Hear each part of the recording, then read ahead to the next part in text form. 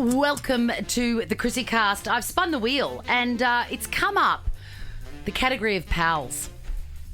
And it really could have spun up any category, from radio host, comedian, TV presenter, all-round overachiever, style maven. It's borderline, just like on Wheel of Fortune. Oh. And we welcome to the ChrissieCast the great Tim Rosso-Ross. Thank you very much. So good to see you. Looking fabulous. Am I? Yeah. I've had a year, Rosso. Do you want to talk about that now? No. We'll talk about that. Okay. Over a coffee. Okay. I'm sure everyone would rather hear about your year than what I've got to talk about. I'm going to spin the wheel again, yeah. Rosso. Okay. Good. I love a wheel. And, well, look at that. My best year has come up. I can't wait. I was hoping it would come up for you.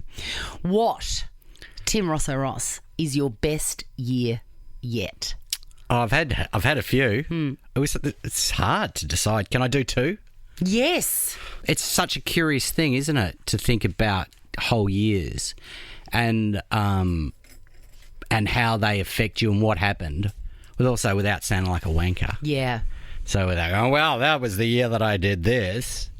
Or, the years that you have children's really important, but that goes without saying. Yeah, they don't count. No, there was a woman, I can't remember her name. She was on one of those shows that were big, Wisteria Lane. Oh, God, I can see them all. And she had blonde hair and she's married to William H. Macy. Everyone's mad. Oh, God, what's her name? Anyway, I saw her. And she got embroiled. Yeah, she's in jail. Yeah.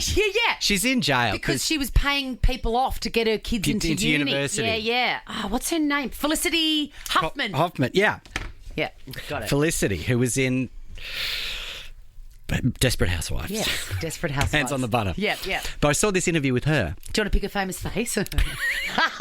I loved the famous faces. So did I. I lived for that round on Sale of the Century. I'll take the home viewer, please. I would never have taken the home viewer. Why would you? Why? There's someone from Charlie's Angels or Brett from Craigieburn. Exactly. Take Farrah Fawcett Majors every time. Cheryl Ladd for the win. She was on there a bit. She was. God, it's just all coming back. I love a pick of the board. She once said, not Cheryl Ladd, Felicity Huffman, that she felt like that everyone should, when you talk about your greatest achievements, you should talk about your children. Huh? And she said, well, not for me. It's my career. Which I thought was pretty brave. I do too. And I actually... And I agree with it. I think when she said it, right, which was maybe 12 years ago, maybe 15 years ago, I think it was controversial. I think today everyone would go, yeah, that makes sense. I got in trouble for saying... For not loving your children enough. Well, this is the thing. I love them so much. But it goes without saying, doesn't it? But yes, but I also feel like I love them in a way that no one else loves their children. But I know that everybody feels that way. But that's the secret sauce. And I don't talk about them much because every day millions of women give birth to a baby. It's like the most common thing that happens. So I don't think I can add anything to that. Yeah. And I was I don't like doing, I don't even know what you call them, but there's people with Seance. Yeah, group massacre. Yeah. No, you sit in front of a group of market research, other women, barbecue, and you talk with a microphone. What is that called? Like a Q&A or something. Yeah, keynote speaking. Yeah, I don't do it, but I was forced to anyway. I was answering a question about that vibe, and Ida Buttrose was on there, and she waited until I finished, and then in front of everybody, she said, "Well, can I just disagree with you?" And children are. I don't know. She made me sound like a witch. She made me sound awful. Yeah, and it's hard. Like I was keeping them in a cage and putting a bone in there. You know what I mean? Yuck. Well, that's not what I meant. I don't want to say anything about Ida, but everyone has their own journey with, and she was probably not around for her kids as much as she would have liked to in a time that didn't understand that. Exactly. My mother was very fond of Ida. She subscribed to her Ida magazine. Yes. And I was at an event once, right? And we went out. Can I tell you this story? Yes. Yeah. So used to do I love it when you talk about your mum. She was awesome. Taking mum out of the situation for 2 seconds. Okay. So we go to one of these lunches we used to have back in the day, a whole bunch of Sydney radio people and you know, red meat man lunch we used to call them. Yeah, sure. And so Ben Fordham's there. Mm-hmm. And we've had a lot to drink. Mm. And Ben, were you in radio when it was like that? It was not as good as when it was like that. Okay. We came just after. It was good, but it wasn't. It was good, but it wasn't Doug Mulray level. No, it wasn't Ferrari level. And so Ben Fordham's sister's an artist, and there's an exhibition going on, and it opens at 5:00 on a Friday afternoon, and we are, and we all turn up like it's like a hurricane of drunk people, you know. Classic mid-2000s, I'm wearing thongs, some flared jeans, you know, like beard, looking like Bill Oddie from the Goodies. And somewhere along the line, we pick up our mate Bulldog, who's not in the show business at all. He comes along. What a great nickname. And so we're like, Joey Johns, the famous rugby league player, well known for liking everything. Even he looked at us and went, "Oh, you guys are a bit over the, you know." And you were at a gallery opening. It was a gallery opening. And just...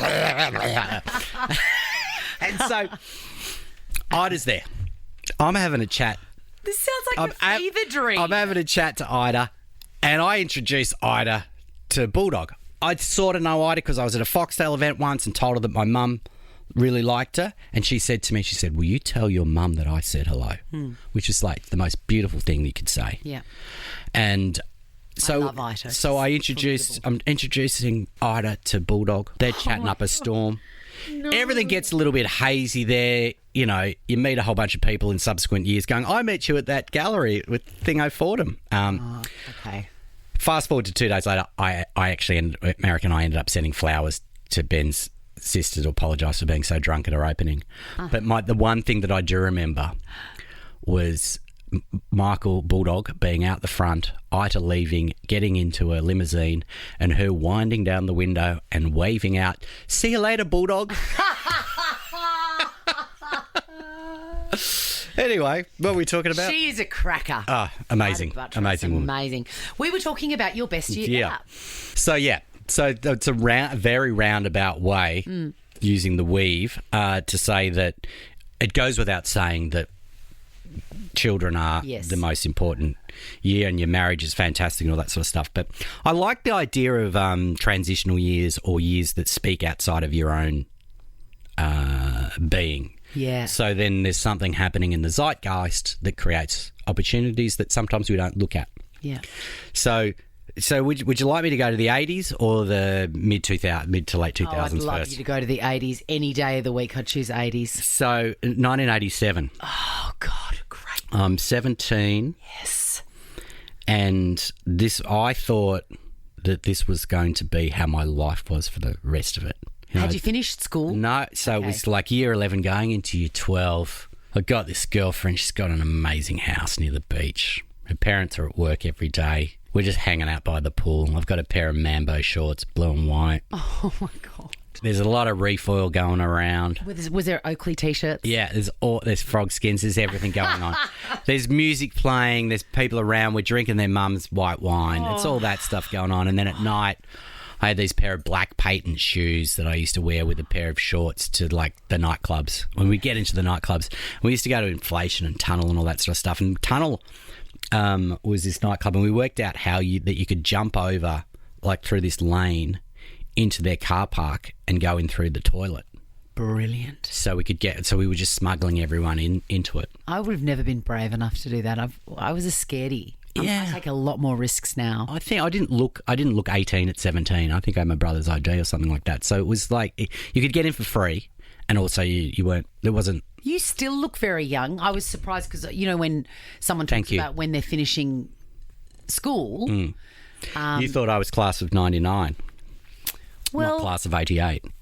I thought you were much younger than me, and I finished in 91. Yeah, no, I'm the big 54. I know. Wow. Amazing, isn't it? It is amazing. I want some secrets. But Mez is much younger than me. Mez is like 50, maybe he's 51 this year or something. And so, yeah, I was like, and I would sit at the older end of the comics that were around at the time. Right. So I'm older than... Well, you don't look at I'm older us. than Husey and Rove and Will and all that, because then we're all... You're not older than Husey. I don't know. I don't know. No. Oh, I don't know. We'd have to Google his things. But anyway, so 1987.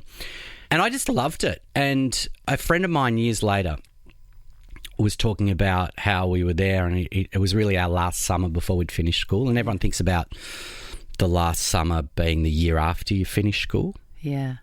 But after everyone finishes, everyone just sort of really disappears, and then they're all gone and you never see them again. But that year of 1987 where you're sort of old enough to have all these experiences, but you're about to embark on year 12. Yeah. And then, there's pretty girls around, me and my mate, tanning it up, hanging around the pool like the Menendez twins, like the brothers, it's like... Which one are you, Eric or Lyle? I'm the one with the hair. Whatever one they are. But there was just... I felt like this was it. This was like, yeah. And then I ended up, I'm dating one of them, and then that doesn't work out. And then I'm dating another one of the same girl in the friendship groups, and there's no animosity going on like this. I was just like, this is amazing. And, parents just, happy just to leave us at the house. Yeah. Don't care that the Wolf Blass is gone. The agency of it all. Yeah. If you... And going to the beach, staying in the city... And then when you're at a nightclub when you're 17, you always find other, because you're with adults, so you always find other 17, 18-year-olds there, and then there's another girlfriend that you meet from somewhere weird, and just these random. And then this idea, which I think's more important, is this idea that you could meet people in those days, and then you'd leave it up to chance to see whether you'd ever see them again. Yes. And that we had without social media, there's no vehicle, there's nothing, there's nowhere to hold those friendships. There was not even any mobile phones. No, then. So you would very rarely bother to get anyone's phone number unless you really wanted to date them or something like it. That even then, you'd just go, there's a good chance I will see them again at one of these venues. Yeah. And you weren't fussed about it. And you just trusted in that. Yeah. And then so you'd go a year later, we'd go to Lawn or something for New Year's Eve, and then the next year we'd go to Byron Bay. And the same people would always be at these places. And you go, oh, that's you from a year ago. Ah! Then you'd drink for a week with them, and then they were just gone forever. I'd forgotten that. Yeah. Yeah. It's really interesting. So that I think, and then I just, you get into year 12, and then it all sort of changed, and then you've got to be a bit more adult. Where you're on the cusp, you're 17, you're sort of getting everything done for you. You got nothing to lose either. You can have some of the good times. Yeah. You said that at that time you thought that this was it. This was your life now. You'd achieved 17 years, and then I was going to spend my whole life around in people's pools and that was with pretty girls, basically living on the set of Puberty Blues with a lot of refoil being put on people's bodies. I love refoil still. You can get it black market in Bali. If you could go back and whisper something in young Tim's ear, what would it be? It doesn't last. No, I wouldn't. I wouldn't give myself any hints on anything. I mean, I only have one regret in life, and it's the weirdest regret of all time. I regret that when I was in a band and I was much younger, that when we used to hire PAs in terms of, public address systems, for bands to play out of, that we didn't buy one because I rented so many over the years. I should have bought a PA years and years ago. I bought one when I was, 39 or 40 or something. It's like, why have I been hiring these for years? Having one of them so easy. Kids party. And they're not that expensive. No, not now. They were expensive then. But even then we should have invested in one. What did you pay for your PA? Because I've got one too, because I like to sing as a release. Oh, I think the one that I've had for 10 years was $800. Oh, mine was $289. I'll send you a link. Mine's a semi-professional one. Yeah, no, mine isn't. I've got one in the kitchen and then one in my bedroom so that I can... If I want to sing upstairs, I can do it, because if I have to walk all the way downstairs and find... So do you play music along to it? Yeah, it's like just in the background. And then you just pick up the microphone. If I'm listening, like at the moment, do you hyperfixate on songs or things? No, only crazy people do that. Of course I do. You definitely do. I'm hyper fixated at the moment for some reason on the Doobie Brothers, What a Fool Believes. Great song. I think it is the perfect song. And obviously I've known it for years, decades. But just recently, it's like it fits my vibes. It fits my... She came from somewhere back in the long ago. Sentimental food. And then sometimes... It's hard. Hard to recreate what has yet to be created. Yeah, you know it, yeah. And I just have to get the microphone. She musters a smile for his nostalgic tale. It's good. It's magical. Listen to it within the next 24 hours. You know, strangely enough, tonight I'll be doing a show and we do this yacht rock medley and there's a little bit of that. You're joking. Yeah. I mean, my favourite bit is that we do a bit of Christopher Cross, Ride Like the Wind. Great song. God. Dun, dun, dun. I tell you what, that is not my favourite Christopher Cross, though.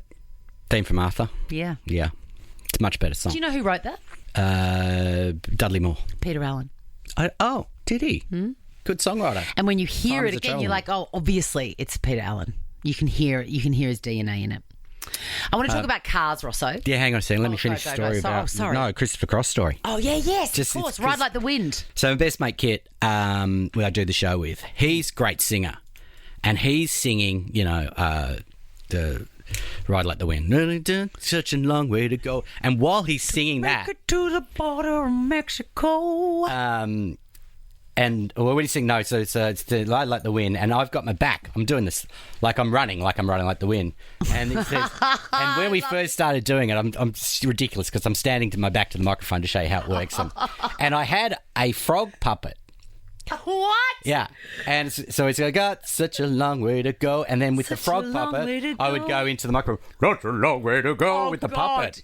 It was the frog puppet was the echo. Yeah, it was doing the Michael, what's his name's backing vocals. You're Then I lost the joking. puppet. No one really liked it, so now I just turn around and sing it. Was it worth the payoff? Not really. Well, it is because initially when you mentioned the yacht rock medley, I thought it was like, you know, G up music that acts play before they get on No, we stage. go out and we do that. I didn't realise that you were performing Yeah. the yacht rock Yeah. medley. What else is in it? Yacht rock is my favourite. Starts with Hall & Oates. Which one? God, I can't. It's in my head, but I can't remember. I I think it's probably You Make My Dreams Come True. No. Anyway, I don't. But we finish with America Magic, right? Oh, God. Great song. Great song. So we're doing it. I got this friend, Jerry Beckley, right, who messaged me through Instagram. Jerry Beckley sounds like, you know, a rock star from the 50s or 60s. Late 60s, 70s, and tomorrow. He's the guitarist. Late 60s, 70s and tomorrow. He's the guitarist in the band America. Oh, my God, I've got goosebumps. So Jerry's married to a woman in Sydney. What? Yeah. That they met in London. All right. Jerry likes architecture. I like architecture. I've got full goosebumps. Yeah. So I get a direct message from this guy, Jerry, one day. Hey, Tim, I'm coming to your show on Tuesday night. It'd be great to hang afterwards and meet. I'm like, oh, it's a bit of a random thing. Like, clearly Instagram DMs don't have an American accent. but suddenly I just worked out, I Googled this guy, and it's Jerry from America. Anyway, so he comes along. He's the nicest guy, super handsome, loveliest guy. He's got all the stories, and like he just wants to catch up and have coffees and stuff and talk about architecture. And are you just looking at his face, which is right in front of his brain, that knows so much about music and Everyone. life, And he has a story about everyone. that we weren't even alive when he was living like that? Yeah, he was young for that time. He was like 18 or 17 in the late 1960s. So he's only in his 70s. So he's not like as old as the other guys. And he looks really Wow. great for his age. So he comes to shows now. Oh my God, I can't believe this. So I invite him to the motel show, and then I forget, and he sings Magic. Didn't write it, but sings it. I forgot we were doing it. Sing a little bit for me. Can do magic. You can do anything that you desire. Magic. do. And you know you're the one. Oh, my God. Out the fire. Magic. No. You skipped the good bit. You know darn well when you cast your spell. It's magic. Yeah. It is actually magic. And then he's in the audience and has to watch us do that. And it's like... Oh, my God. You know, this is the great thing about having a podcast like this is because that is deeply interesting to me. And I was offered a interview with somebody that literally everyone would reject. And I nearly broke my fingers to say, yes, please, I want to talk to him. Was it Captain Stubing from The Love Boat? Meryl Stubing. No, it wasn't. I think he's passed away. Yeah, I did him. I interviewed him. He was good. Who was it? I'm going to say Graham Gould. You wouldn't know him. But do you know this? Like walking in the rain and the snow and there's nowhere to go and you're feeling like a part of you is dying. Yeah, that's in our medley as well. 10cc. Yeah. He wrote that. He wrote a lot of hits. I want to get him in for like a 30-second podcast that just says, fucking thank you. End. Just ask him. Oh, Jerry will do your podcast. I've written him down. Yeah, I'll introduce you to Jerry. You'll love him. My God, you'll say, for the rest of your life, you'll say to me, you know, that was really great. Jerry was the nicest guy I've ever met, and God, he's handsome and dresses well. He's so charming. That's what I say about you. Oh, stop it! I can't say that about Jerry. Yeah, you will. Yeah, you will. There's plenty to go around. I want to move on to cars. Mm-hmm. You have a podcast. Mm-hmm. Cars that made Australia. I just love how you know so much about very specific things. That's what I love about a little bit about a lot of random stuff. Oh, amazing. And you've said that cars can tell you a lot about someone's personality and aspirations. And I want you to give me a reading, psychic style. I can't wait for you to find out what I drive. You're going to be so repulsed. No, I'm not judgy. Apart from the times I'm judgy. You're going to be judgy. Okay. A RAV4, Toyota RAV4 hybrid. Good car. White. Hard to get. Okay. Hard to get, exactly. Okay, hard to get. The only issue I have... What is it? Is white makes it like a hire car. Agreed. They're really hard to get. It was all I could get, though, and I went... Well, you're lucky you got one. I bet you had to pull one of those showbiz strings to get... Like, there are people who are on the waiting list for a RAV4 for a model that hasn't even been designed yet. I know. And... Great car. Rosso, I love it. Yeah. Really? There's no judgment there? Only on the colour. It's like an ambulance. Do you know, if I had a choice... Yeah, what colour would I would have got... There's a funny sort of putty grey-green colour. Yeah. I would get that. Yeah, we still could just have a bang, get it resprayed. But yeah, no judgment. What was your first car? My very first car was a Daihatsu Charade. Great car. Which is basically a lawnmower. Yeah. And I loved it. Me and my friends would pack into that two-door. Yeah. It was magic. They had all those things at those cars around the time when they'd do the marketing decals, and they had like a sports girl Barina. Yes, the sports girl. I wanted that. And they just, what happened? And there was a laser. No, there was a laser, a sports girl laser. There was there's a Paddy, John Lentz's Colorzam Paddy laser. Oh my God, it's so classy. And then you know what happened? They'd have all these leftover cars. And they go, God, we've got all these Barinas lying around. What are we going to do with them? Who drives Barinas? Oh, girls. Well, we've got a young girls like, oh, they like sports girl. They got, those bags, those sports girl bags. Let's make a sports girl bag that people can drive around in. God, I love marketing. And I ate all of that up. Yeah. I remember there was a girl at school. She was the year above me. And you know when it's... What was her name? Amanda Stoole. Oh, yeah. Stule. And she was the year above me, but she was old for that year, right? So she turned 18 in maybe February or March. Yeah. So she would drive to school every single day, and I would just watch. What, and in a sports girl Barina? In a black sports girl Barina. Yeah. Brand new. She's one gear shift away from dating the PE teacher. I think it was a science teacher. I want to talk about your childhood. Yeah. And I want to know how your birth order affected Give me a sign, who then. you are. Yeah, that's a really very good and interesting question because something I think about quite a lot. So do I. So I'm the youngest. So am I. But by a lot. There's a gap between me and my sisters. Quite a big one. How, yeah? 10 and 8. Oh, 10 yeah, and 8 years. yeah. My dad was like that. So mine, not so much. I'm like a eldest brother 4 years. The other one's really 18 months, but it's really 2 years in school years. So not huge. No. But, you know, I still have to sort of yell a bit to be heard, which is really interesting. So when you're having discussions about stuff, you got to like, actually, you know, I'm here. Yeah, I do have a view on this, and I do not blame them at all because they brothered me my whole life, and I was little and they looked after me, and that's what they did, and they were the most beautiful big brothers, and they're much taller than me as well, like, you know, proper men. Do they look like you? Not really. Campbell, the middle brother, looks more like me now than probably ever before, as our faces have changed over time. But they, you know, my Campbell, the middle brother, he saved me when I almost drowned when we were canoeing, when I would have been 13 or 14 or something. He just held the canoe and helped me like a big man giant. Beautiful. My oldest brother Steve, when I watched the family dog get run over, I was with my mates and I watched it go underneath the car, and I went back to the house, and, you know, he held me when I just sobbed into his arms. And then I sobbed into his arms after my grandmother died as well, and I was an adult then, but it was a beautiful bookends of, you know, like to have a big comfort was established. To have a big brother, but to have a physically big brother, I just love, because I'm a little man. But more generally, which has nothing to do with them, is because the best way of putting it is, right, there are 3 people in a boys in a family, and there's a totem tennis set. Yeah. There's only 2 rackets. Yeah. Guess who doesn't get to play as much? You absolutely do not get a go, and either did I. No, and they give you a go, but you never get to the point that you can be competitive because it's too busy.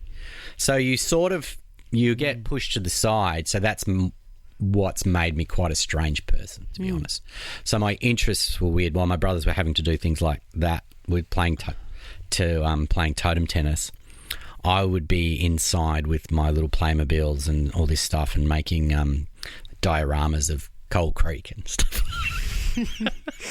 Like, I was obsessed with the oldie colonial times and all sorts of things. And my God. Yeah. Also, I was telling a friend yesterday. Like, take me to Sovereign Hill when I'm 10. I'm the happiest person in the world. Literally 24 hours ago, I'm having some friends over for lunch on Saturday, and I've been very isolated for a year. I haven't seen anybody. And last night I was setting the table 2 days ahead just to see if I could do it, if I could remember. How to set a table. How to have people in the house. Yeah. Anyway, I took a photo of it and I sent it to a friend. And he was like, yeah, you just set the table. I said, no, I'm really proud of myself because it looks like, you know, I'd made little flower posies and beautiful little crystal cups. And it looked so beautiful. I was so proud of myself. And I said, I'm proud of myself because it looks like it did in my mind. And I said, and I'm used to, you know, in grade 6, they give you an assignment. And I literally said the words, build a diorama of old colonial times. And then I would get on fire with it. I'm like, yes, I'm going to make little wagon wheels and cobblestone streets. And there's going to be someone mid throw of the toilet bowl out there, and then I would make it, and it would look so shit. Yeah, mine was shit, but don't get me wrong. But shit. And there's a deep disappointment as a child because you can't make things as good as you'd like them to be. Yes, and that crushes us a little bit. And that ruined me my whole life. That colonial thing, and that's why I'm always surprised when I can do something literally from that assignment. Let's just point out here that colonialism had a much more significant effect on a lot more other people than you. Yes. Yes, but did Sovereign Hill.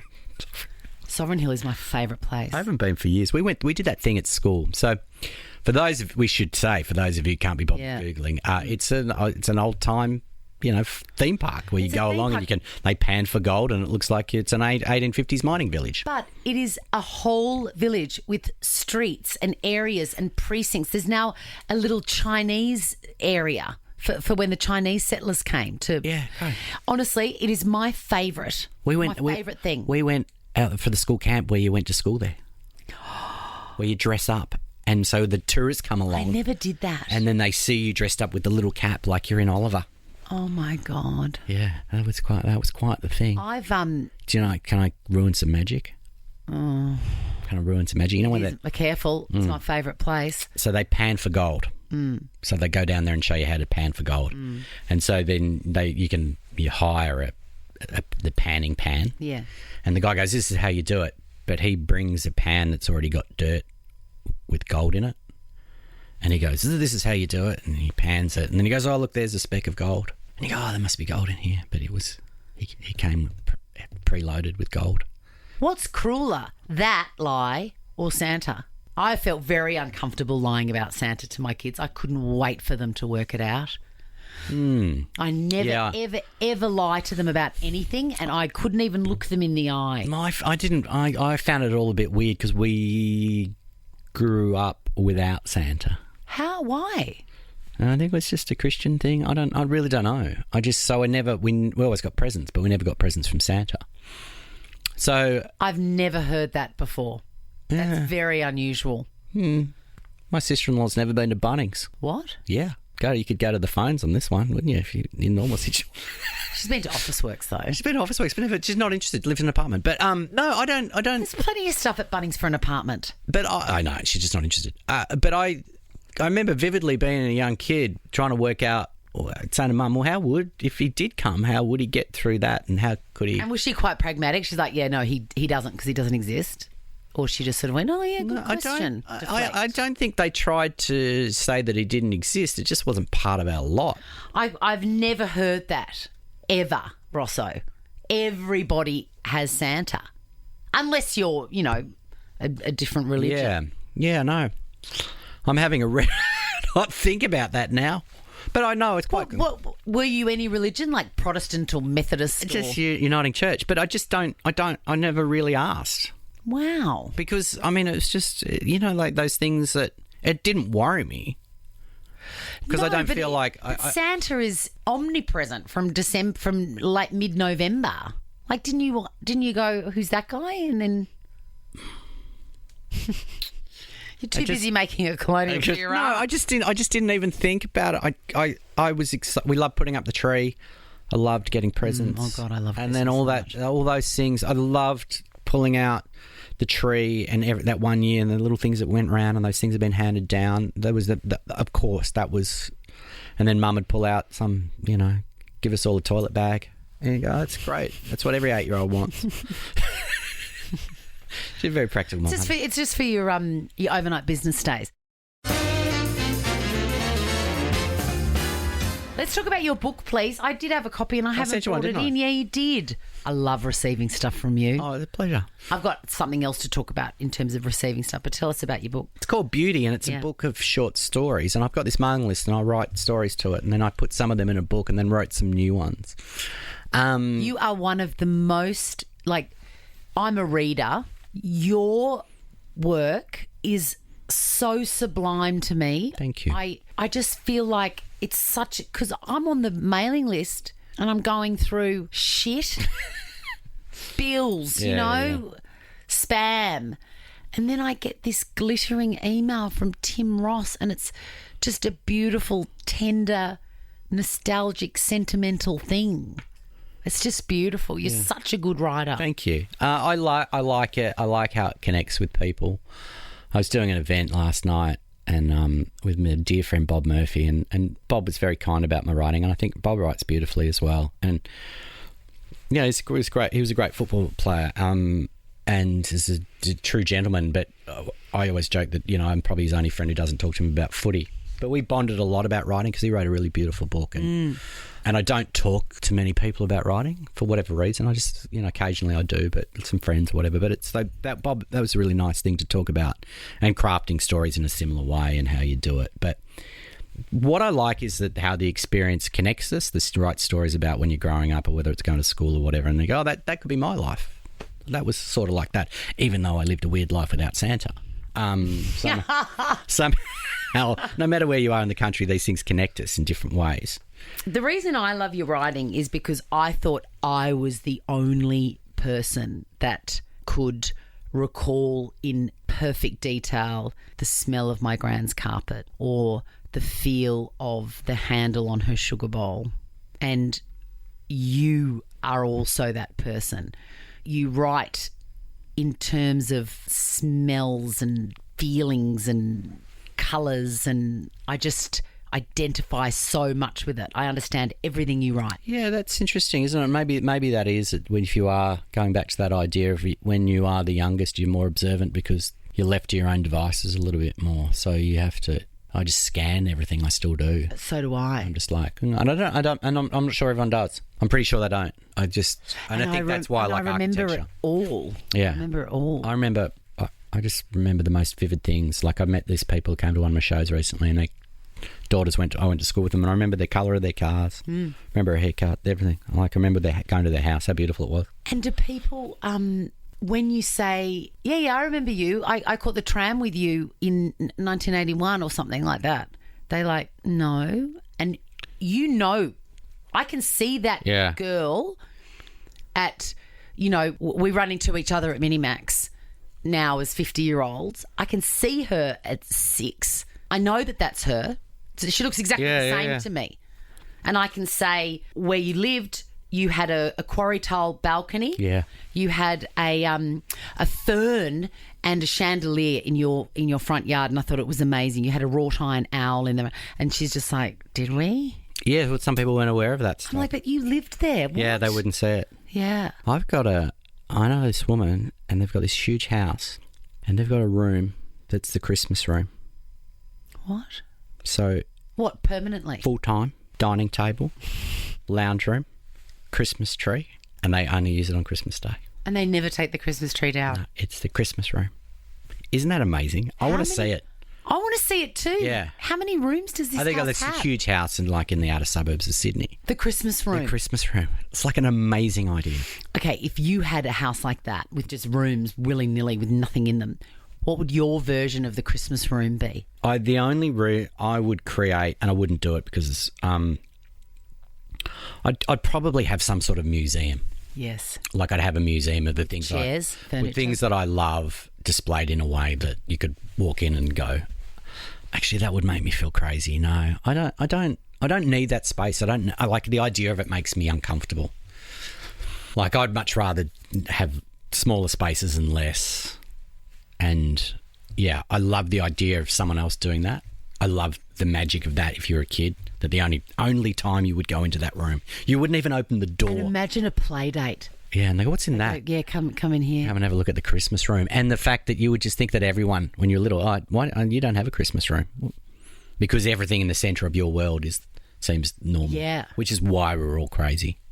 Because if you can't separate the fact that people don't have a Christmas room, because if you just think everyone should have a Christmas room because you have a Christmas room, that's why we're all mad. I want to thank you for being my friend.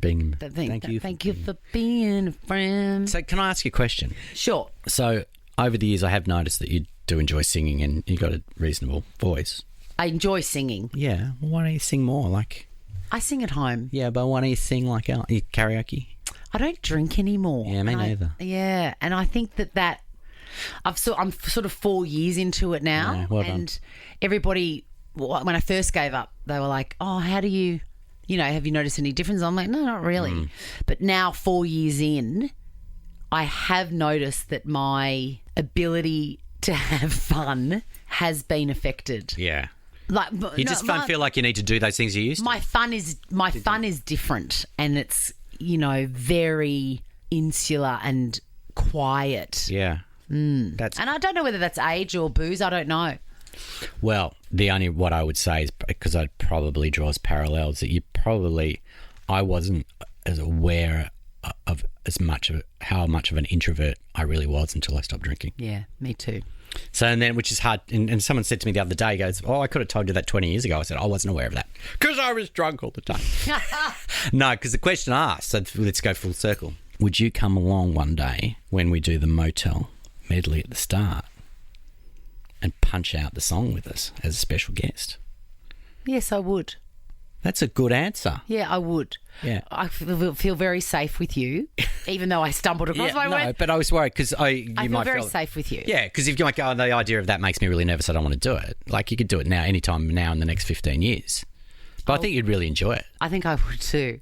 Yeah, I know you Because would. you know that I've had a conversation with your best friend, Kit. Whereabouts? I called him up because Kit is my Yes, of course. favourite name of all time.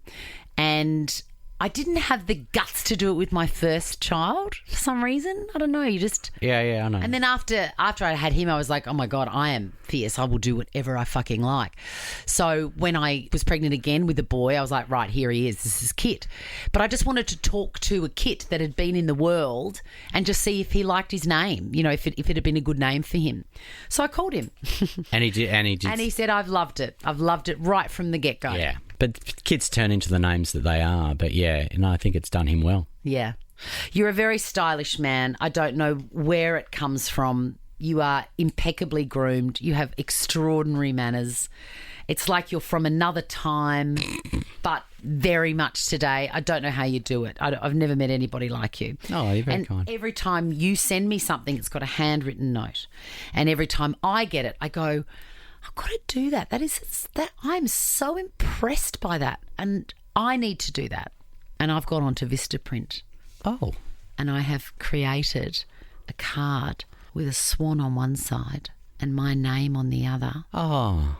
And in a little envelope. It's not as stylish as yours, but the stylish ones cost a lot of money. I love that. And then at the checkout, they said, would you like a sticker for the back of it? And I said, yes, for free. So what I'm going to do, I won't take it off now, but I'm going to write you a note and I'm going to put it in. I love this that. is the first one.